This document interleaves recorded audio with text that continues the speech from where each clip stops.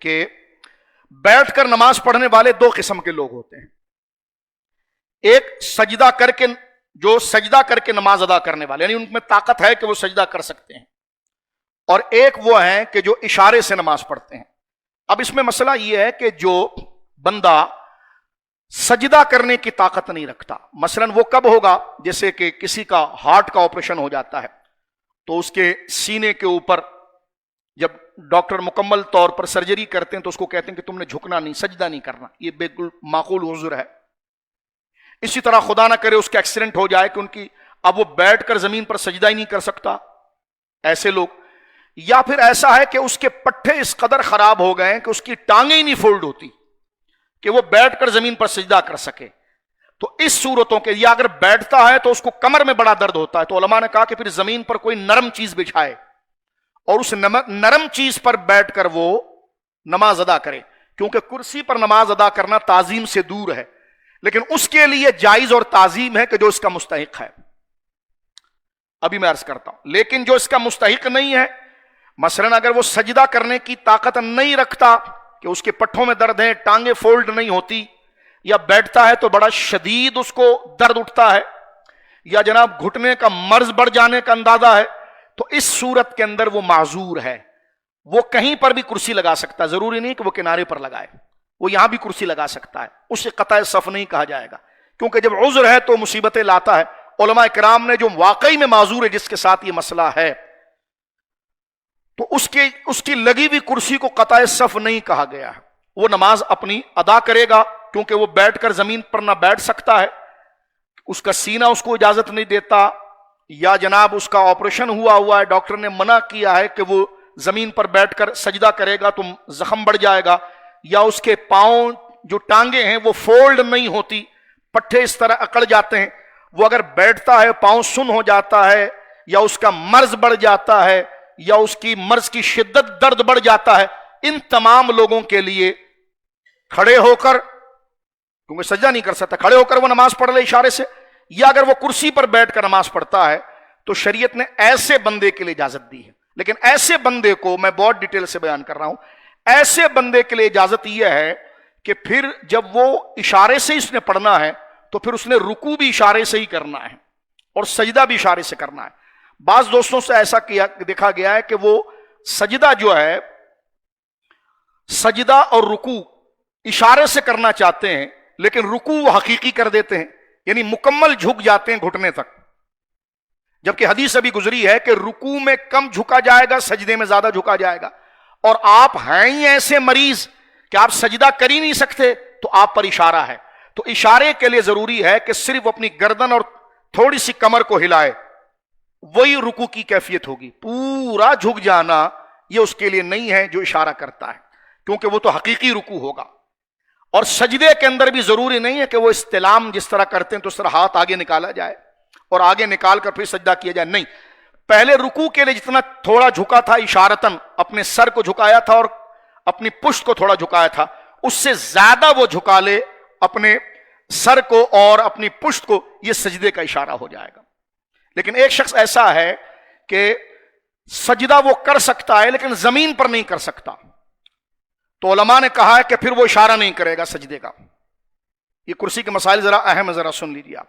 پھر وہ اشارہ نہیں کرے گا، کیونکہ وہ سجدہ کر سکتا ہے لیکن فلور پر جا کر نہیں کر سکتا، زمین پر جا کر نہیں کر سکتا. تھوڑا اونچا ہو تو کر سکتا ہے.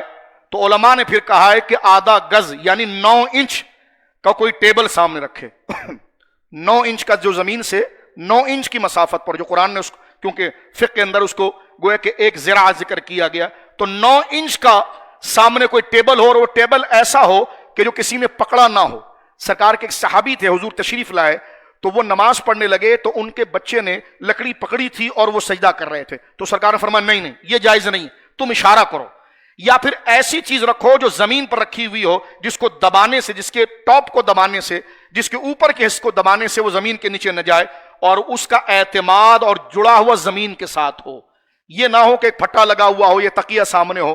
تو لہٰذا جو فلور پر سجدہ نہیں کر سکتا لیکن کچھ اوپر سے کر سکتا ہے، اس کو چاہیے کہ اپنے آگے ایک ٹیبل اس طرح کا رکھے کہ جو 9 انچ کا ہو، پھر اس ٹیبل پر سر رکھے. وہ یہ اس کا حقیقی سجدہ ہوگا.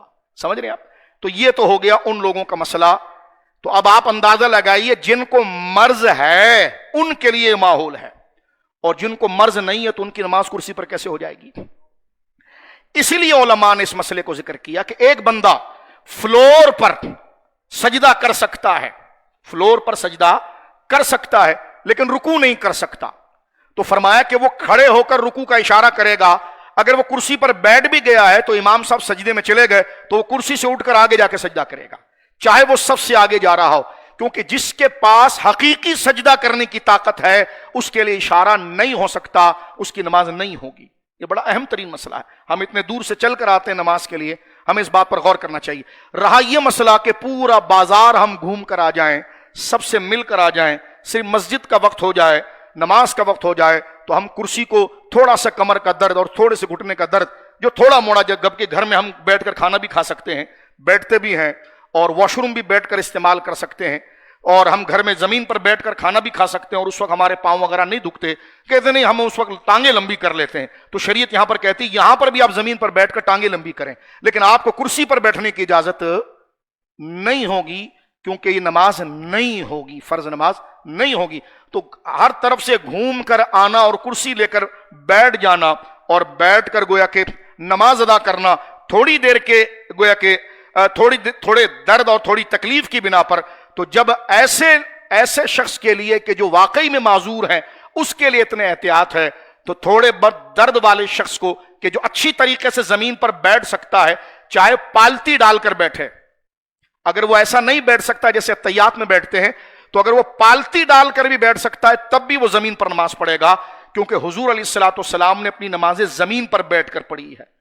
کہ جو سرکار کی آخری نماز تھی وہ زمین ہی پر تھی، اور سرکار علیہ الصلوۃ والسلام نے حقیقی رکوع فرمایا تھا، یعنی پورا جھک کر، اور سجدے کے وقت حضور اٹھ کر سجدے کی جگہ پر تشریف لے گئے تھے. تو لہٰذا اپنی نمازوں کو بچانا چاہیے، اور اسی لیے قرآن نے کہا الذین یذکرون اللہ قیاما وقعودا وعلی جنوبہم، اور وہ اللہ کی یاد کرنے والے کھڑے ہو کر، بیٹھ کر اور کروٹ میں اللہ رب العالمین جل وعلا کو ادا کرتے ہیں، نماز ادا کرتے ہیں. تو لہٰذا نماز کے ان تمام فرائض اور ان عبادات اور اللہ کے جو صالحین بندے ہیں جو ان کا کمال یہاں پر ذکر کیا گیا ہے، اس کیفیت کو اللہ رب العالمین جل وعلا ہمیں حاصل کرنے کی توفیق عطا فرمائے.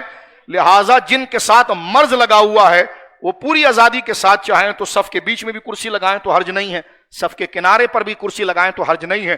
اور جس کو یہ نہیں ہے جیسی صورت بیان کی گئی ہے، وہ سب سے پیچھے بھی اس کرسی لگائیں گے تو ان کی نماز نہیں ہوگی. جب اتنے دور سے میں اور آپ نماز کے لیے چل کر آ گئے یار، تو 5 منٹ یا 2 منٹ 4 منٹ کی نماز ہے، اس کو اگر ہم بیٹھ کر پڑھ سکتے ہیں تو ہمیں بیٹھ کر ہی پڑھ لینا چاہیے اگر ایسا عذر ہے. اللہ رب العالمین جل وعلا ہمیں نمازوں کی حفاظت کی توفیق عطا فرمائے. امید ہے کہ کوئی میری باتوں سے برا نہیں مانے گا. جو شرعی مسئلہ سامنے آیا تھا میں نے وہ شرعی مسئلہ آپ کے سامنے واضح کیا ہے. کسی کو طنز یا کسی پر تہمت یا کسی کے لیے برا ظن نہیں. جو مریض ہے اللہ جانتا ہے، اس کے لیے اجازت ہے، جو نہیں ہے تو ان کو مسئلہ پتہ ہونا چاہیے، اس لیے ہم نے یہ مسئلہ بیان کیا. اللہ ہمیں عبادتوں کا خیال کرنے کی توفیق عطا فرمائے. وآخر دعوانا